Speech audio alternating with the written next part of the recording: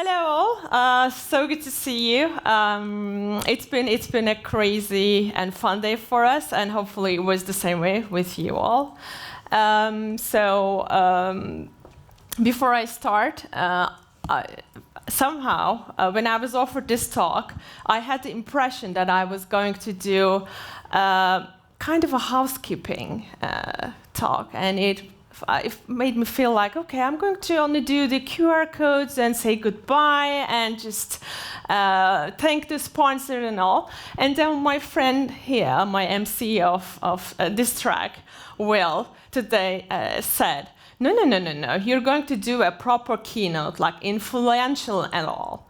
And not to intimidate you, the last one who did it was Priyanka Sharma. So, if you don't know who Priyanka Sharma is, she's the general manager of CNCF. So it didn't intimidate me at all. I just wanted to run to the hills and scream to the CNCF clouds after I accepted it. But I had already accepted it. So let's see if I have a keynote today. We'll decide together. So a little bit about me. My name is Sevi, and I'm an engineering lead at Container Solutions. At Container Solutions, we help clients move their workloads to cloud, and we help them tackle difficult software and platform problems. And I'm a mom, a single mom of a 9-year-old, and I will be sharing a bit more about this. And what else? Yeah, I love making miniatures. I love plants. I love my plants at home, and I love metal music as well. So, okay, if I can't remember my words. Yeah. So.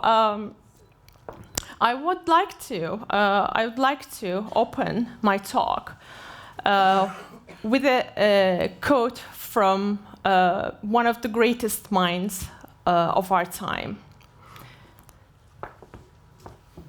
Sheldon Cooper. So, what he says here basically summarizes what I'm going to be sharing today. Human beings are primates, and primates have evolved to live in groups both for protection and support. This was something Sheldon Cooper said when he was pretty scared. And today I'm going to actually share quite a bit of a personal story. And I know I'm the last person standing between you and the drinks and the fun, so I'll try to keep it short and less technical. And I hope, you'll get to take away a few things. It will be about a difficult personal and professional time, and how talking about it openly helped me through it, and how the community helped me find my way out. So here's the story. I moved here late in 2021 after a divorce and getting the challenge of being a single mom the first time ever in a new country. That would be in a new country. So my first year was all about checking tasks on a never-ending list, settling in, and helping my kid also settle in, helping her learn a new language. And basically I was just running around, doing chores, also trying to deliver at work, which I love, I adore. And towards the end of that year, like the cherry on top, I got the promotion I really wanted and worked for. So everything seemed to be going well, and I felt like it was okay, until it was not okay anymore. Or I thought it was okay. After just running around for the whole year, I figured that I was doing too much on my own. one day I woke up after my promotion was announced, and I thought I would not be leaving bed for the rest of eternity, and I wouldn't be able to do anything that was relying on me, just on me. And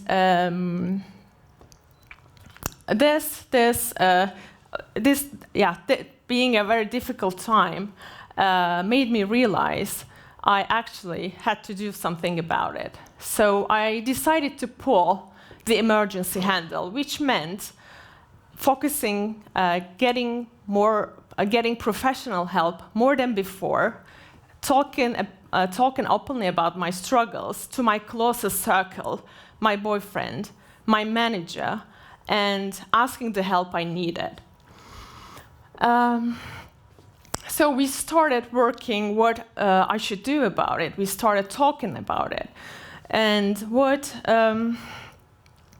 during that time, I figured that I actually never had a chance to step back, reflect, mourn about my old life in my home country. And I'm originally from Turkey, and I moved here like at the age of 42.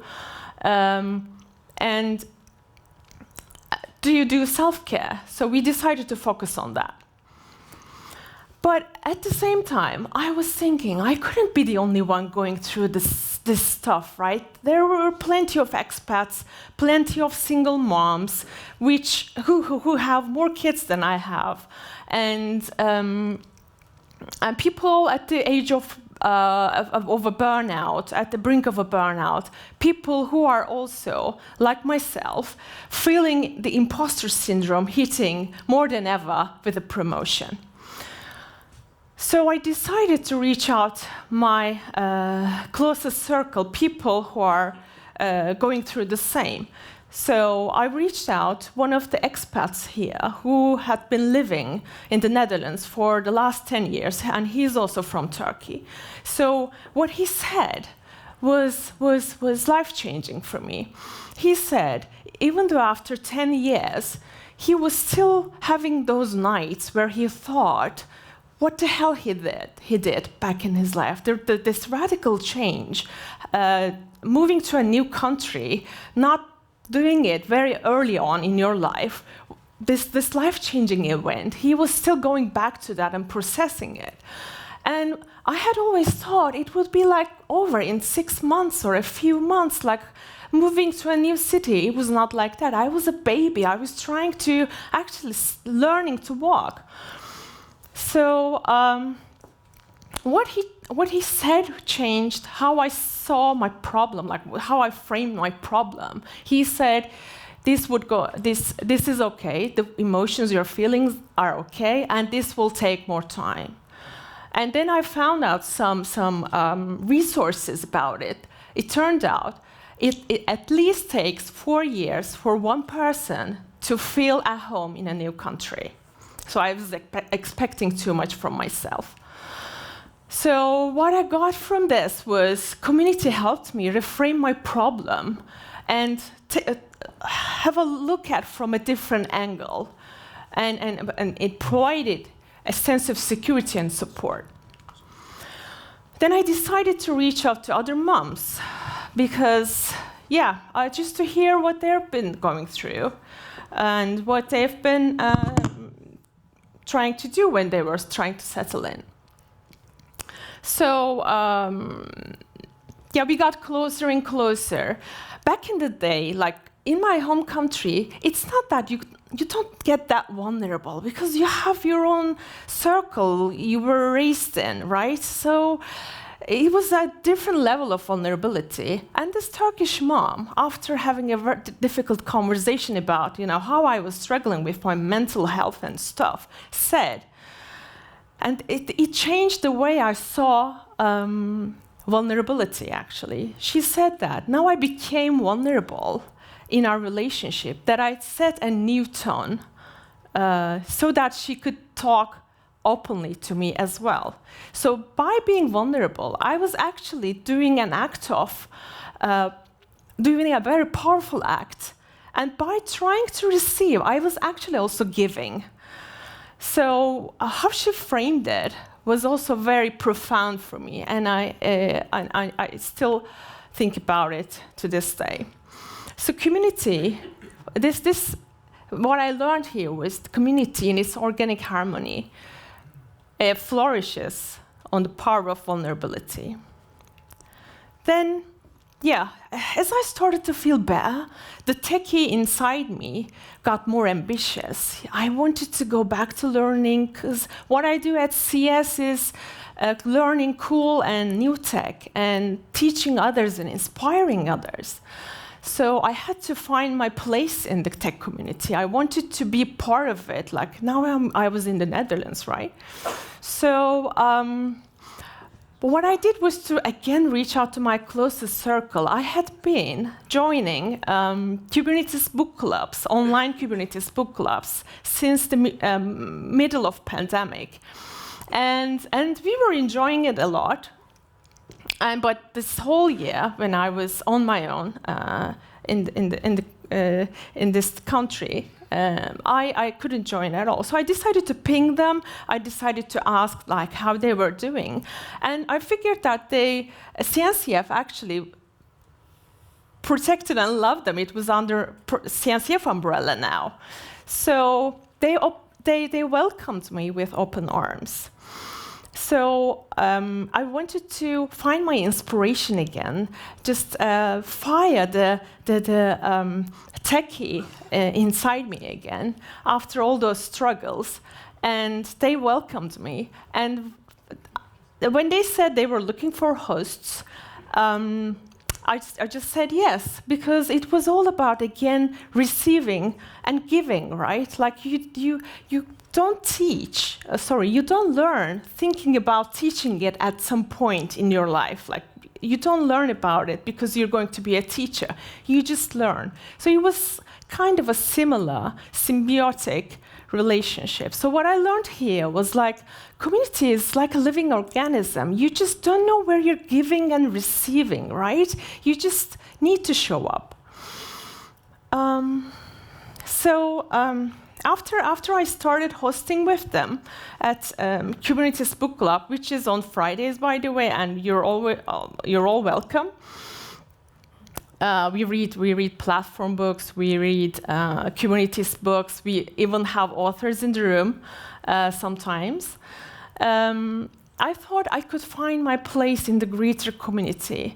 So after solving out my initial problems, like getting the help I needed, hiring some help around the house so I could buy myself some time and mental space, I started going to meetups in the Netherlands. And there I met Will, and he said they were looking for organizers for KCD Utrecht. I said yes, because I wanted to be a bigger thing than myself. I wanted to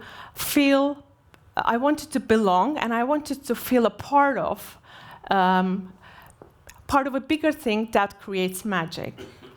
So there I am, and what I learned here was like community takes our small acts and efforts and creates something bigger and change people's lives.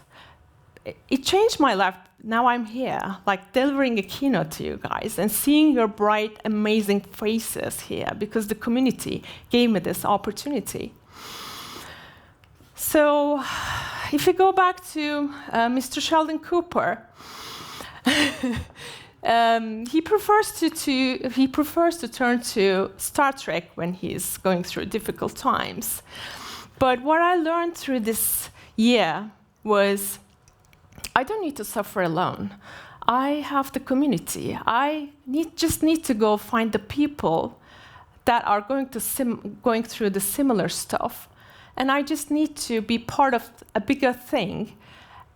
I might not say when it is going to be the time when I receive, but I'm sure it will change at some point someone's life, and I will be the part of it. So thank you. This was my talk. And thank you for KCD organizers. I'd like to thank my dear fellow Casey, the organizers, they've been brilliant and weird in a fun way. We had such a great time together, and they gave me the opportunity to do this keynote, which scared me a lot, but thank you for listening.